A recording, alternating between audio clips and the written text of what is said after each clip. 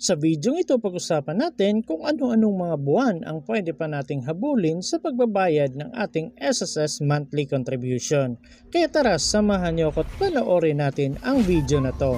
Pero bago yan, sa mga hindi pa nakasubscribe sa akin, kayo na ang bahala. Kung napapansin ninyo, minsan kung gusto niyo magbayad ng inyong monthly contribution, kapag nag-generate kayo ng PRN, minsan may makikita kayong ganito, invalid month, please check the due date. So kapag ganito yung makikita ninyo, ibig sabihin yan, hindi nyo na po pwedeng bayaran or habulin yung buwan na pinili ninyo. Kasi may due date po na sinusunod si SSS sa inyong SSS monthly contribution. So ito yung mga pag-uusapan natin ngayon, yung due date ng ating SSS monthly contribution kung kayo ay employed, self-employed, voluntary, non-working spouse, or OFW. So unahin na natin itong self-employed, voluntary, at non-working spouse members. So ang deadline ninyo or yung due date ninyo ay last day of the month following the applicable month or calendar quarter. So ibig sabihin po niyan, quarterly po ang deadline or cut-off ng pagbabayad ng ating SSS monthly contribution kung tayo ay self-employed, voluntary, or non-working spouse. So sa isang taon may 4 na quarter tayo. Quarter 1 which is January, February, and March. Quarter 2, April, May, at June. Quarter 3, July, August, and September. At saka yung quarter 4 ay October, November, and December. So ngayon alam na natin kung ano-ano yung mga buwan per quarter. So alamin naman natin kung kailan ang deadline nito. So para sa first quarter, January, February, at March, ang deadline nito ay April 30 o katapusan ng April. Sa quarter 2 naman, April, May, at June, ang deadline nito ay July 31. At para naman sa July, August, at September, ang deadline nito ay October 31. At last, yung October, November, and December, ang deadline nito ay January 31. So for example, ngayon January. So pwede nyo pa pong habulin yung October, November, at December ng 2024. So pwede nyo pa po yung bayaran hanggang January 31. So for example guys, yung due date ninyo, yung katapusan ng buwan, for example January 31, ang January 31 ay Sunday or Saturday or holiday yan, pwede pa po kayong magbayad the next working day. So for example Sunday, so pwede pa kayong magbayad hanggang Monday. Basta na full siya sa holiday or Saturday and Sunday. At ngayon pag-usapan naman natin itong OFW members. So kung kayo ay OFW at gusto ninyong habulin yung January to September ninyo, ang due date ninyo niyan ay December 31 of the applicable year. So ang ibig sabihin nito, ang January, February, March, April, May, June, July, August, September ay pwede nyong bayaran until December 31. Tapos ang due date naman ng October to December ay January 31.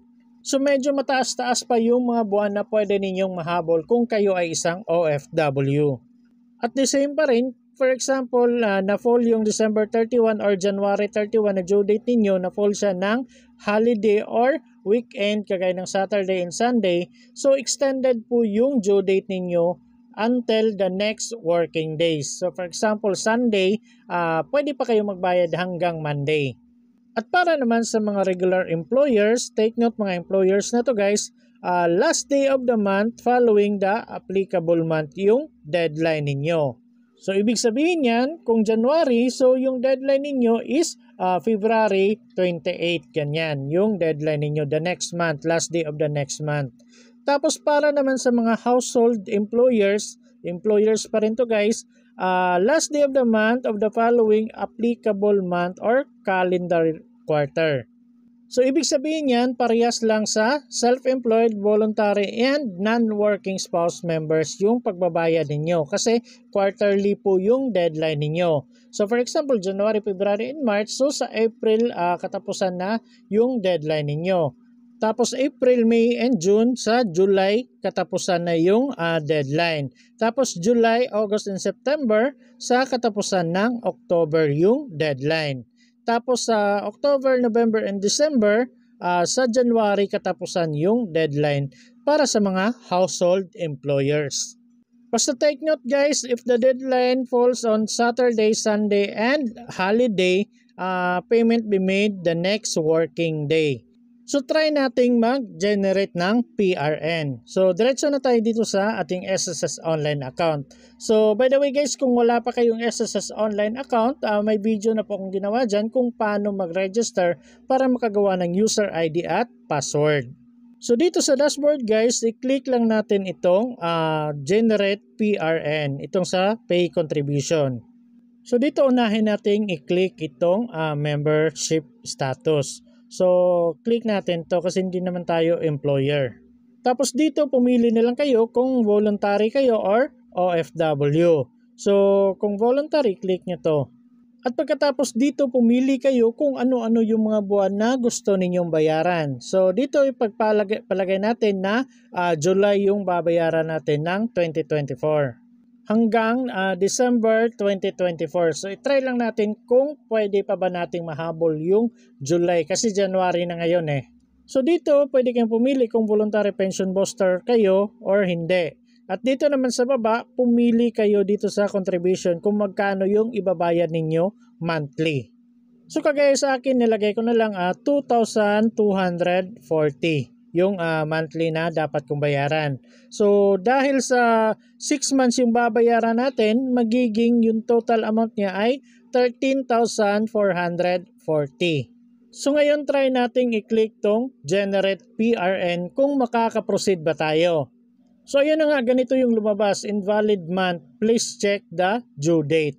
Kasi sinali natin yung July to September.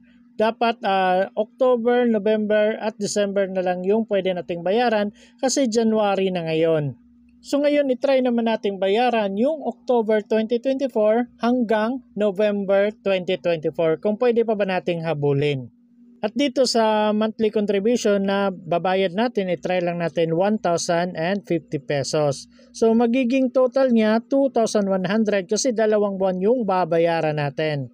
At kung okay na, i-click na natin itong generate PRN. So ayun na nga guys, at nakaproceed tayo. Ibig sabihin yan, pwede pa nating habulin yung October, November at December kasi January pa ngayon. So nandito yung PRN, tapos membership type, nandito rin. Tapos yung pwede nyo nang bayaran yung PRN niya sa mga GCash, Paymaya, pwede rin bank account ninyo yung gagamitin ninyo.